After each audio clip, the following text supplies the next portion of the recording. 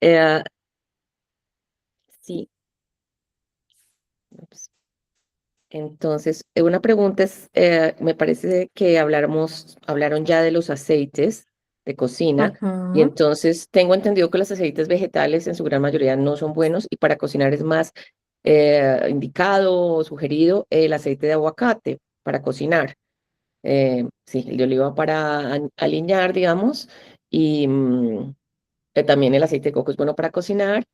eh, ujú. y bueno, creo que mencionaste el de chía y el de linaza, ¿puede ser? ¿Me puedes volver a resumir ese temita? Gracias. Sí, bueno, entonces, respecto a los aceites, el que yo más recomiendo a modo personal es el de girasol, pero recuerden que una cucharada o 10 gramos, 30 gramos, bueno, está como en ese rango, o mililitros, que pues como es el líquido, sería el límite diario, ¿vale? Entonces tendríamos que prestar bastante atención a la hora de hacer fritura. Que no nos excedamos, ¿no? Y recordar también que las frituras no hacen parte del menú diario, sino ocasional. Ocasional puede ser 3 veces a la semana, 2 veces a la semana o una vez a la semana. También depende del perfil nutricional y de los objetivos que tengamos.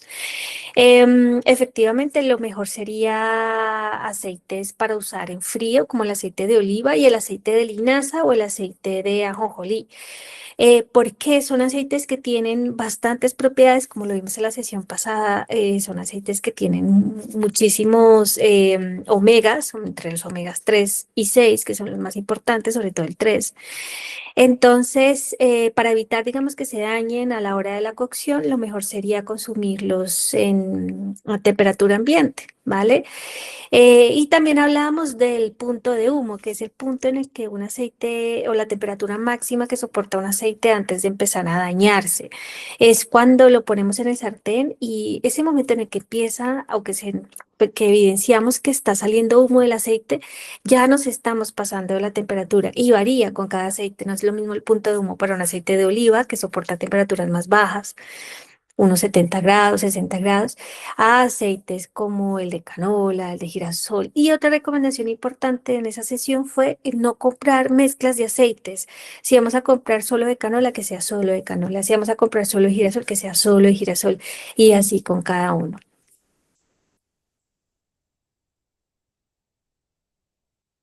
Ok, gracias. Es que tenía entendido que el aceite de canola y de girasol son como transgénicos y no son tan saludables, que mejor optar por otras opciones, pero bueno, ya me queda más claro. Sí, Gracias. sí, ahí ya entraríamos con el tema de transgénicos. Sí que lo ideal sería optar por agricultura ecológica, es correcto. El aceite de coco también es una buena alternativa, ahora que lo recuerdo que lo mencionaste. Y con respecto al aguacate, si tienen la posibilidad, claro, adelante. Sin embargo, yo el aguacate, por sus características y por su contenido de agua y de fibra, yo recomendaría consumirlo más fresco, o sea, como un aguacate, como fruto, mejor dicho, ya sea el Hass o el papelillo que llaman al que conocemos que es el grande y el Hass el pequeño que tiene más contenido de grasas. Vale, perfecto. Entonces, bienvenidos a la sesión del día de hoy. Hoy vamos a tratar un tema muy interesante, que es el de los antagonistas de la dieta o los famosos antinutrientes. Yo creo que en algún momento todos los hemos escuchado como de que hay alimentos o hay nutrientes o hay elementos en la dieta, en la alimentación que llevamos al día a día, que limitan o que evitan que tengamos la absorción de otros nutrientes, ¿sí? Siempre nos dicen como no, tienes que poner en remojo o evita poner en remojo o evita hacer X o Y preparación porque limitas la absorción de nutrientes. Entonces hoy vamos a centrarnos en esto.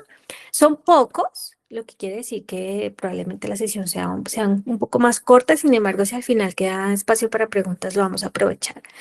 Y para los que no se habían unido antes, les recuerdo que pueden dejar las preguntas y todas las dudas que tengan en el chat y al final las revisamos. Entonces, qué es un antagonista o un antinutriente? es cualquier elemento presente de manera natural o no natural en la alimentación, ¿sí? O en la ingesta. Puede estar presente en un alimento, puede estar presente en un medicamento, puede estar presente en el agua, puede estar presente en algún elemento que uso para cocinar, ¿m? Que limita, ¿sí? O que evita que yo absorba un nutriente o varios, ¿no? También hay que eso ya lo vamos a ver más adelante. Eso es un antagonista de la dieta, eso es un antinutriente. Entonces, ay, espérenme, porque mi vista es esta. Ah, sí. Em, entonces, vamos a profundizar en los más conocidos, en los más específicos. Hay muchos, pero por su capacidad, digamos, de limitar la absorción de nutrientes, los más importantes, por decirlo de alguna manera, son los siguientes. Entonces, vamos a empezar con los filatos o el ácido fítico. Los fitatos, esto está más escrito, son los fitatos, perdón. Estos están presentes en la cáscara de cereales integrales, ¿sí? En la cáscara de las legumbres y en la cáscara de los frutos secos, ¿sí? Normalmente bloquean la absorción del hierro, el zinc y el calcio, ¿vale? Entonces, si recordamos o hacemos como un recorderis a la sesión anterior, decíamos que los minerales están más contenidos en las legumbres y los frutos secos y también en los cereales integrales por su cáscara. Entonces, ¿cuál sería la recomendación para poderlos consumir y que la absorción no se vea tan limitada? La primera sería, o si es una legumbre, un remojo, ¿sí? Un remojo en el cual yo el agua del remojo la elimino, ¿cierto? Y cocino con agua limpia, con agua nueva.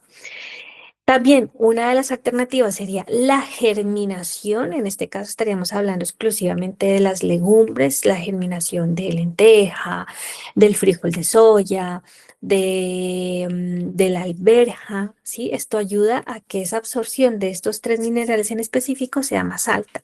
Y también la fermentación. Por eso es que productos como el tempe y otros fermentados de la soya tienen mayor aporte de minerales, como sería el caso del hierro, el zinc y el calcio. Ahora, sí que es verdad que en los frutos secos no tenemos la posibilidad de realizar ninguno de estos tres, pero aquí entra una variedad nueva con los frutos secos, como las nueces, como las semillas de X o Y, que es el tostado, ¿sí? Un tostado leve que podríamos hacer en casa.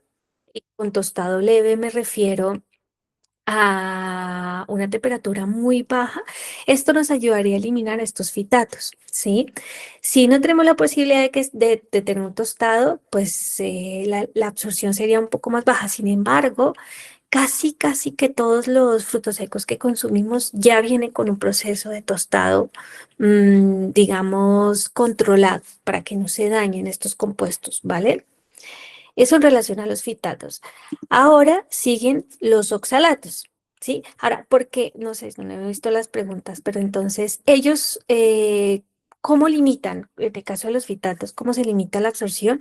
Es porque se unen, estos fitatos se unen al hierro, se unen al zinc, se unen al calcio y no hay una enzima o no hay ningún componente dentro de nuestro cuerpo que degrade o que separe la unión entre el fitato y el mineral. Es por eso que se limita la absorción y debemos eliminarlos preferiblemente en agua, en el caso de las legumbres.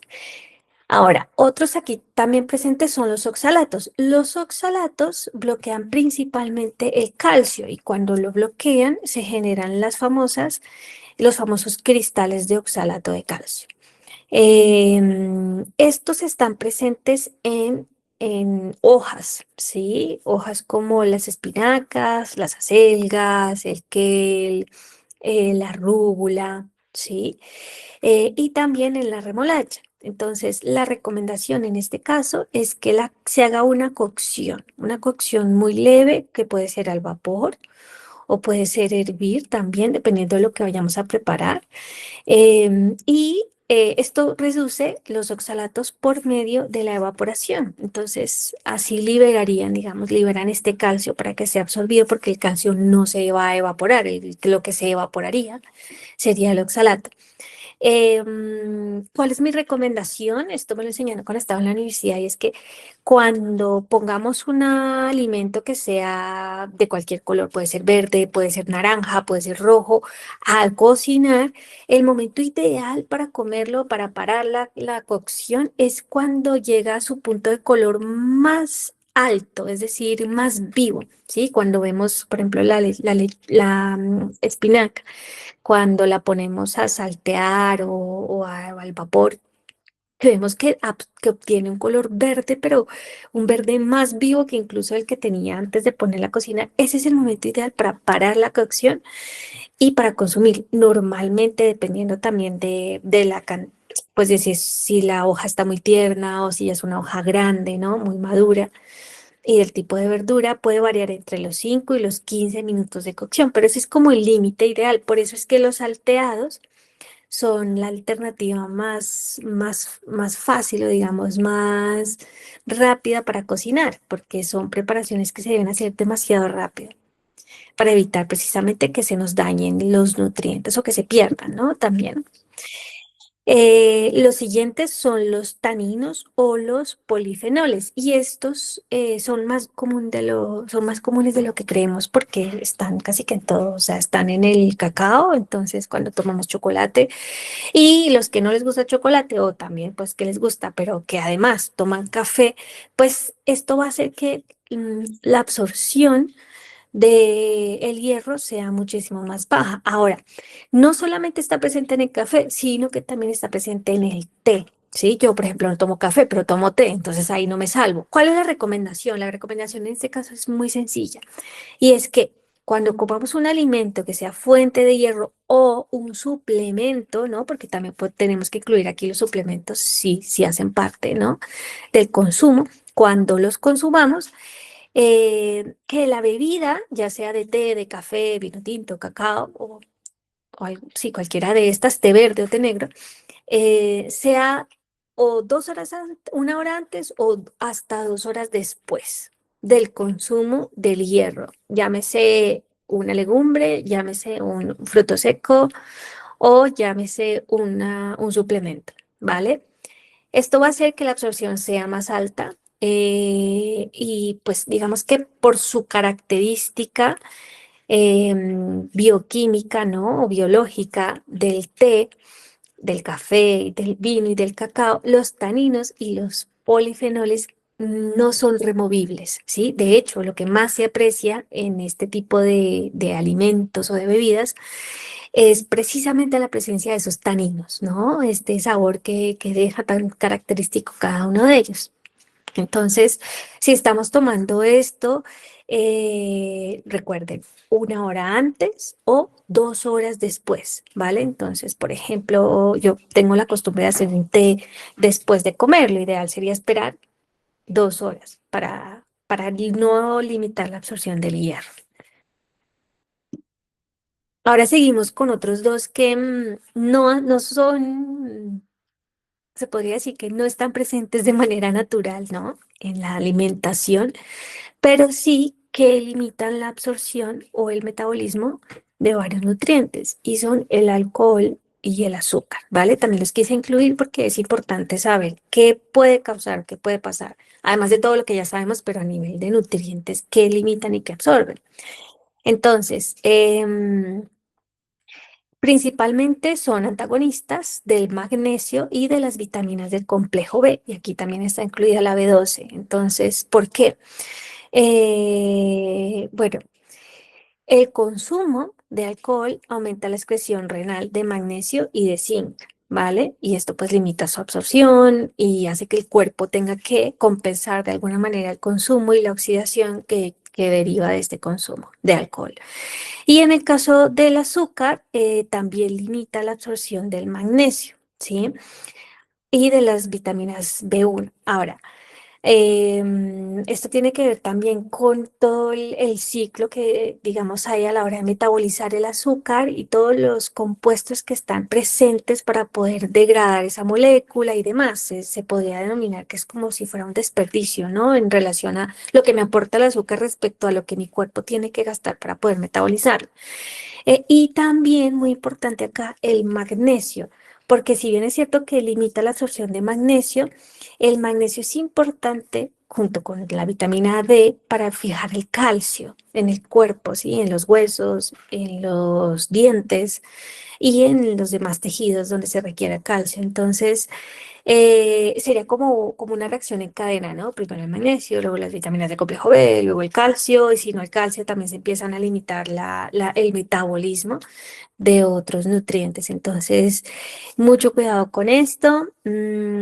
Todos sabemos, ¿no? Las recomendaciones que sean máximo 10 gramos de azúcar al día, que 10 gramos de azúcar es una cucharadita. Y si nos fijamos en los ingredientes y en las etiquetas nutricionales de los productos que compremos que sean dulces, eh, 10 gramos se pasan, o sea, casi siempre tienen 50, 60 y más.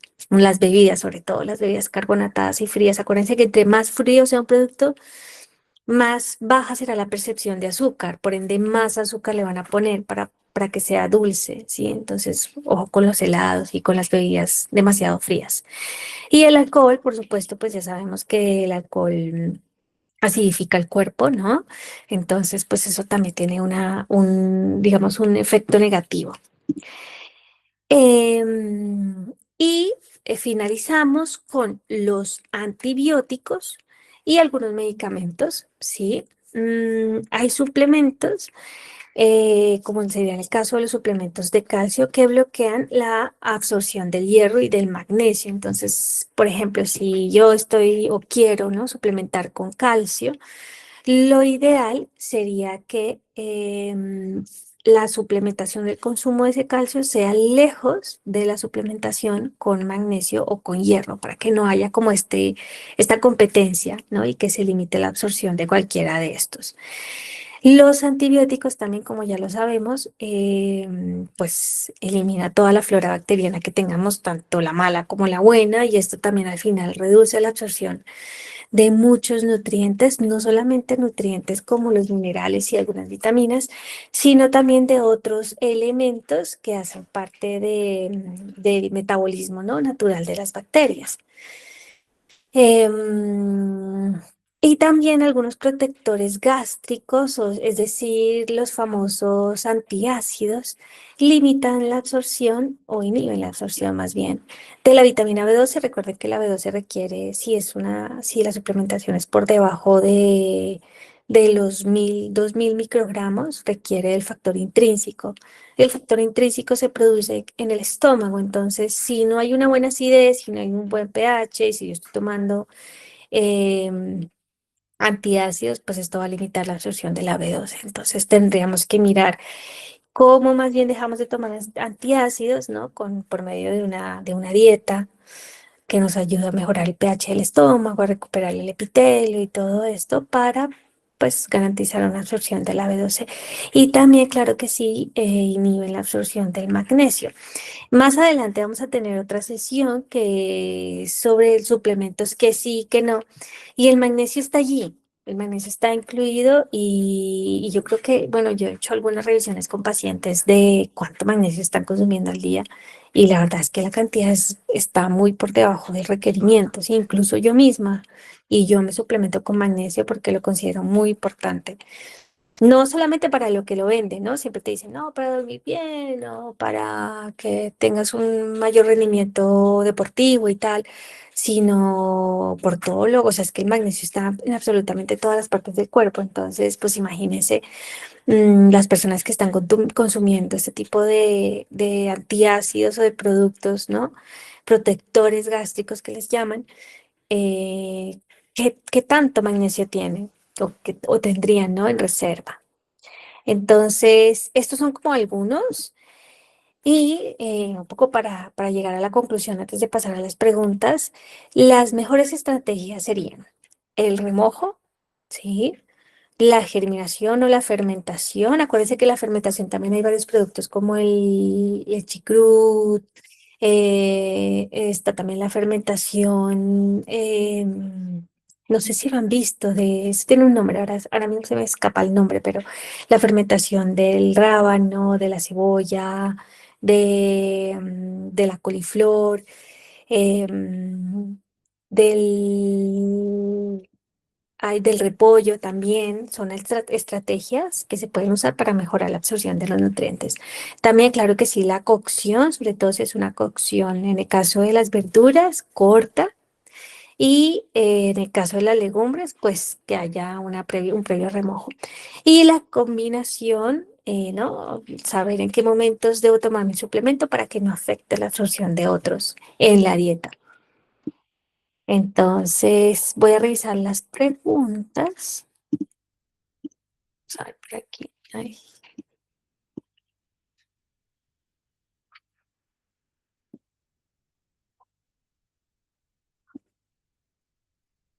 Vale, un momento. Organizamos esta pestaña. Súper. Dice, ¿por qué en la germinación se hablaría exclusivamente de las legumbres? Pregunta Paola. Bueno, en realidad, tal vez yo me centré exclusivamente en las legumbres, pero en realidad tú puedes poner a germinar cualquier cosa. O sea, tú puedes poner a germinar semillas. Eh, Puedes poner a germinar las semillas de chía, de linaza, las semillas de soya, cualquier tipo de legumbre también, que son como las más conocidas en el consumo. A lo mejor se me escapa alguna, pero en realidad cualquier tipo de semilla las podrías poner a germinar y a la hora de consumirlas, puedes consumir tanto el tallo que se produjo durante la germinación, ¿no? El tallo, la hoja y demás, que sea tierno, antes de que se vuelva fibroso, porque ahí ya se limitaría la absorción por la fibra. Y también las raíces, ¿no? Y la parte, digamos, que todavía se mantenga, ¿no? Del grano. Siempre y cuando, claro que sí, esté limpio, sí, es importante hacer un cambio de agua continuo para que no se acumulen aquí bacterias o mosquitos o lo que sea. Y también con esto tienen que ser muy delicados con el tema, con la germinación en mujeres gestantes. ¿Por qué? Porque se han encontrado residuos tóxicos que pues afectan la inocuidad de los alimentos. Entonces hay que tener mucho cuidado con el tipo de germinación, de germinados. No sé si les ha pasado cuando compran un germinado que lo compran el primer día y está perfecto y al segundo día ya huele mal, ya se degradó y es natural que pase esto, pero entonces debemos tener mucho cuidado de cómo lo manipulamos y qué tan seguido se está haciendo este recambio, y sobre todo a la hora de comprarlo, fijarnos que huela bien, sobre todo el olor es lo primero que se detecta cuando ya hay una descomposición y esa es la descomposición que debemos evitar para que hayan problemas, especialmente en mujeres embarazadas y en personas inmunodeprimidas. Dice, ¿y las legumbres en lata o en tarro de vidrio están bien?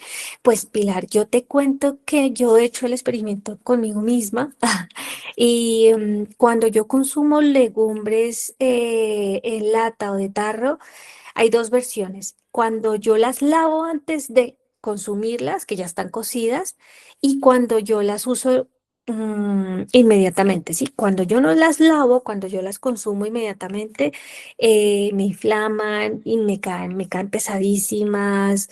O sea, es bastante molesto. ¿Esto qué quiere decir? Que hay compuestos presentes allí y que obviamente por industrialización y por temas de ahorro de tiempos y de pasos en la industria alimentaria, se saltan el remojo. Casi siempre estas personas le pasan directamente a la cocción. Entonces, todos los compuestos que estarían presentes aquí, como serían los fitatos, ¿sí? Todavía seguirían presentes. Y a esto súmale también compuestos que se encargan de hacer producción de gases de manera natural, digamos, por las bacterias. Entonces, yo te recomendaría que si es por tiempo, las compres así, ¿vale? Pero entonces lávalas antes de consumirlas. Natalia nos pregunta, ¿las aromáticas también pueden limitar la absorción del hierro? Depende. Por un lado tenemos lo que sería infusiones, ¿no?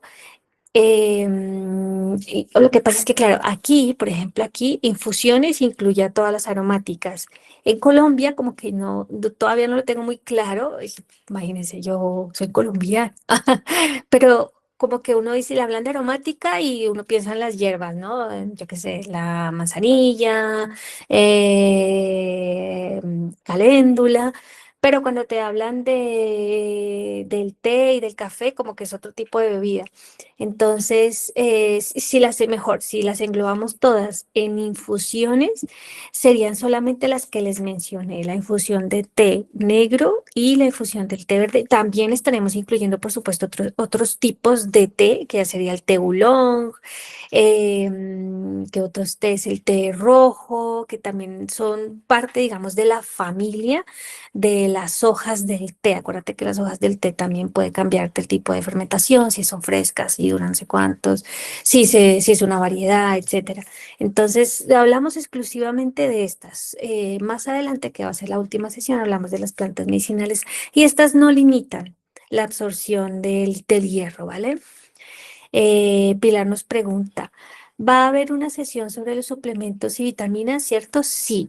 La siguiente sesión va a ser sobre ese tema. Vamos a hablar sobre la suplementación, qué sí y qué no, para que podamos hacer como una visión o un panorama general.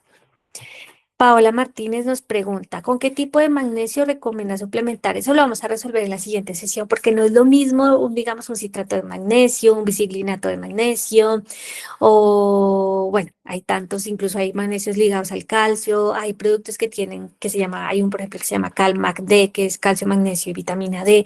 Depende del objetivo y lo vamos a profundizar porque más o menos hay 5 tipos de suplementos con magnesio y todos con formas bioquímicas diferentes.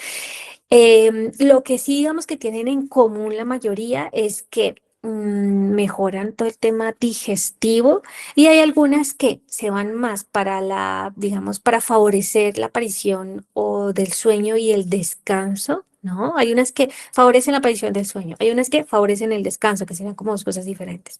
Hay unas que están como en las dos fases. Hay otras que favorecen la digestión, pero también tienen un impacto en la masa muscular, ¿no? O en la recuperación muscular después del ejercicio. O hay otras que están relacionadas con la fatiga y el cansancio. Entonces, esto ya lo vamos a profundizar en la próxima sesión para que tengamos todos más claridad con eso. Eliana nos pregunta, ¿la vitamina B12 se puede tomar con otro suplemento o siempre sola? Normalmente la vitamina B12 siempre viene sola. Mi recomendación, ¿cuál es? Dosis por debajo de 2000 microgramos, siempre con la comida más grande. Si la comida más grande es el desayuno, pues con el desayuno. Si la comida más grande es el almuerzo, pues con el almuerzo. Si la dosis es más alta, se puede tomar en cualquier hora del día, porque sería pues una dosis tan alta que realmente aunque se limite la absorción por X o Y, seguiría absorbiéndose justo la cantidad que el cuerpo necesita. Pilar nos pregunta, tengo entendido que la vitamina C ayuda a la absorción del hierro. Sí, eso es completamente cierto. También la vitamina C ayuda con la absorción del hierro y por eso también está súper recomendado, digamos, en alimentos que tengan un aporte alto, como serían las legumbres y los frutos secos, incluir una fuente de vitamina C, que ya lo vimos en la sesión pasada, puede ser una guayaba, puede ser cualquier tipo de fruta, hay unas frutas que tienen más que otras, o puede ser alguna ensalada también, o simplemente podemos tomar un suplemento con vitamina C si llegase a ser necesario para mejorar la absorción de hierro. Por aquí me preguntan si recomiendo el kefir de agua. Sí, sí lo recomiendo. Si tienes opción de consumirlo, prepararlo y tenerlo en casa, claro que sí. Es un excelente probiótico y también prebiótico, así que está súper recomendado y también se ha demostrado en evidencia que ayuda con, digamos, con varios pues al liberarse varios metabolitos ayudan con el tema de el aumento de antioxidantes, el fortalecimiento de la flora bacteriana y con estos los beneficios que les mencionaba en alguna de las sesiones, probablemente fue la primera, donde les hablaba de la disminución de enfermedades cardiovasculares, de enfermedades crónicas no transmisibles como la diabetes, la hipertensión, etcétera, etcétera. Laura Angulo pregunta, mencionaste el azúcar como dañino. ¿Qué podrías decir acerca de la panela, la miel de agave, la fructosa, que también se usan como endulzantes? ¿Se puede considerar así mismo perjudiciales? Yo prefiero toda la vida este tipo de edulcorantes más naturales. Incluso también me atrevería a incluir la stevia. La stevia, digamos que ha tenido una controversia porque dice que disminuye la cantidad, la tensión arterial, pero bueno, esto sería solamente impactante para una persona que ya tenga una hipotensión, por decirlo de alguna manera, pero para una persona normal no hay ningún problema con el consumo de stevia. La stevia, como cualquier otro producto, hay stevia que tiene, que es muy buena y hay stevia que es muy regular, y esto se debe a los glucósidos de stevia y a la pureza, y etcétera, etcétera.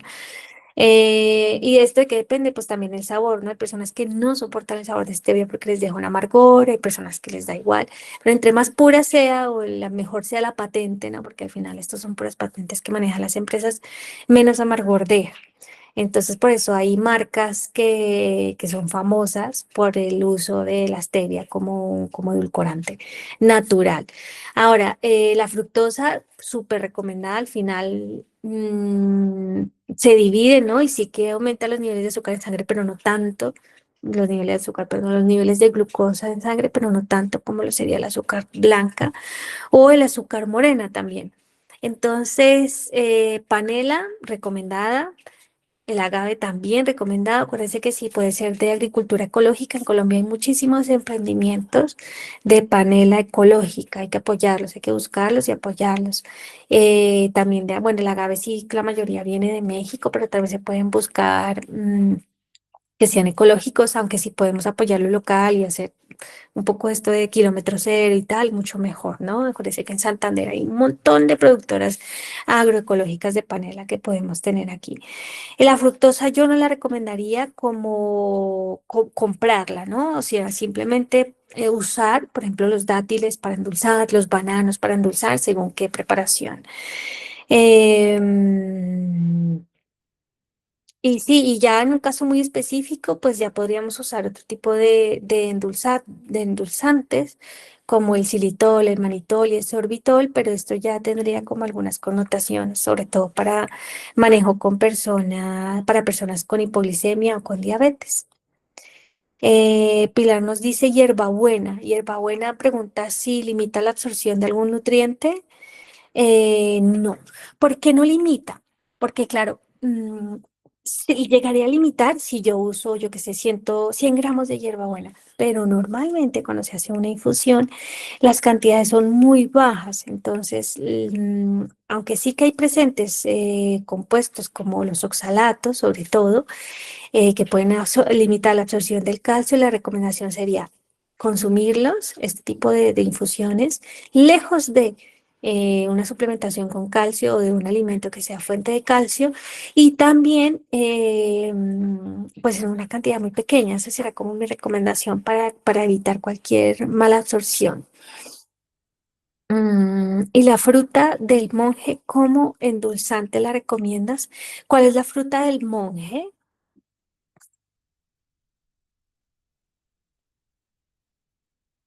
Aquí sí me dejas con la duda.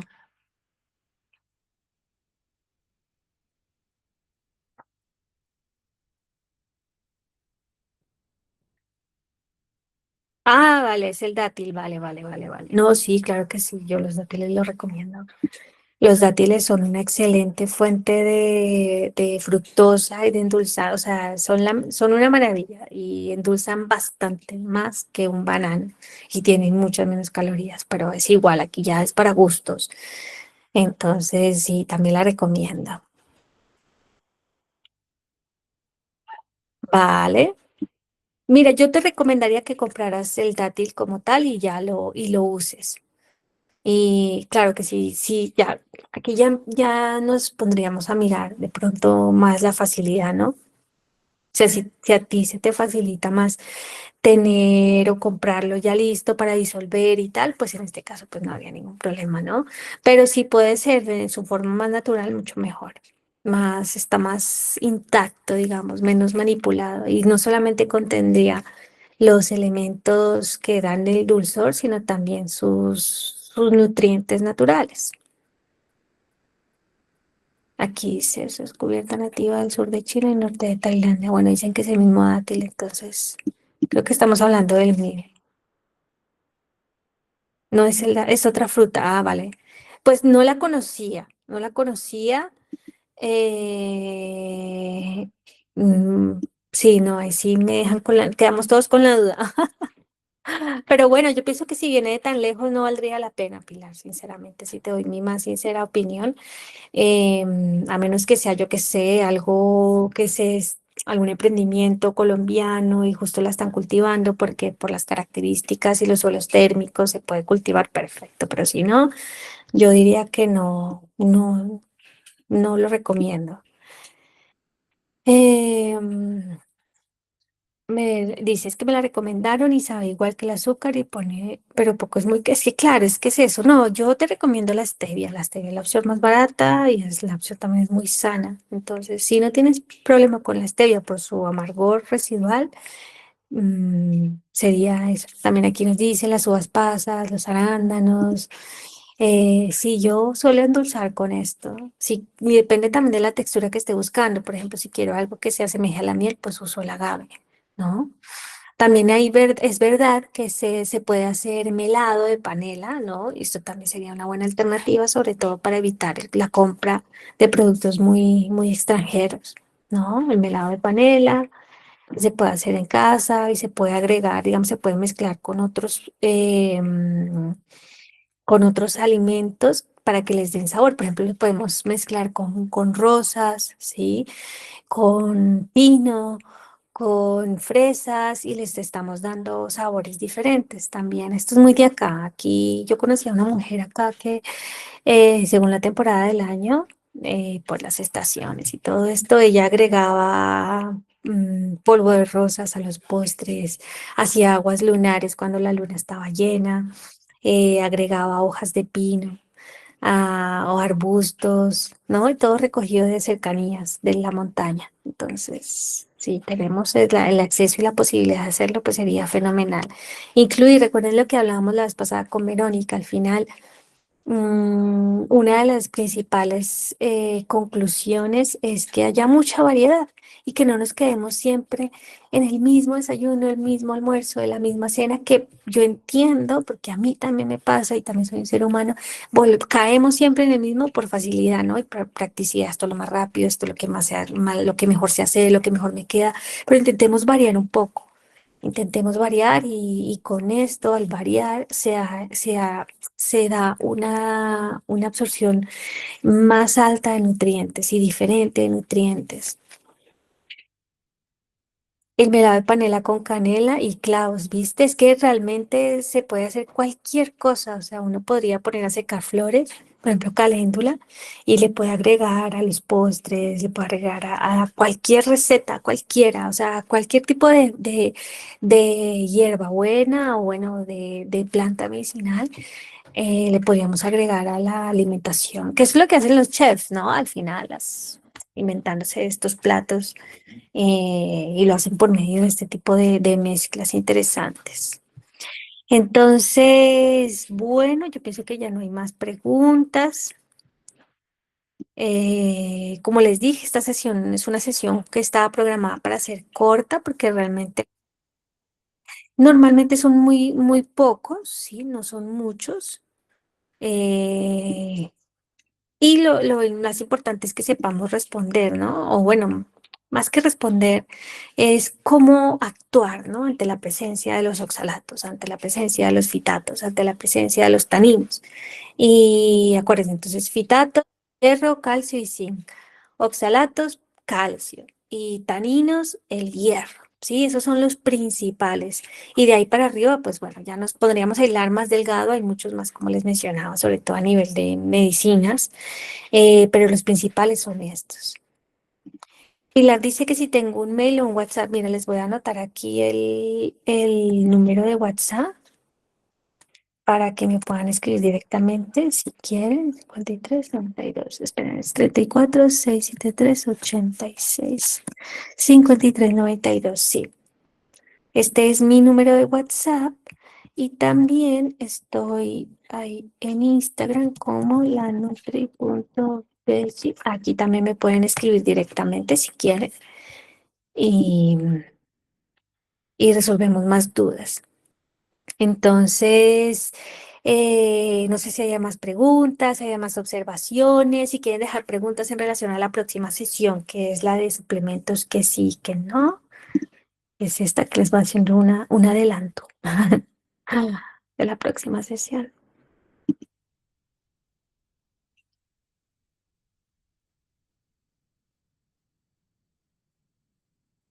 Bueno, pues parece que no hay más preguntas. Les agradezco mucho a todos por su tiempo. Recuerden que, bueno, que las sesiones quedan grabadas también para que las puedan repasar. La presentación también se va a enviar para que las puedan revisar. Y nos vemos entonces en la siguiente sesión. Tienen una semana para preparar preguntas, dudas de las sesiones anteriores o de las que vienen. Y les agradezco mucho a todos por el espacio. Y bueno, nos estamos viendo entonces en otros escenarios, ¿vale? Que tengan una buena resta de tarde y bueno, también de semana. Adiós.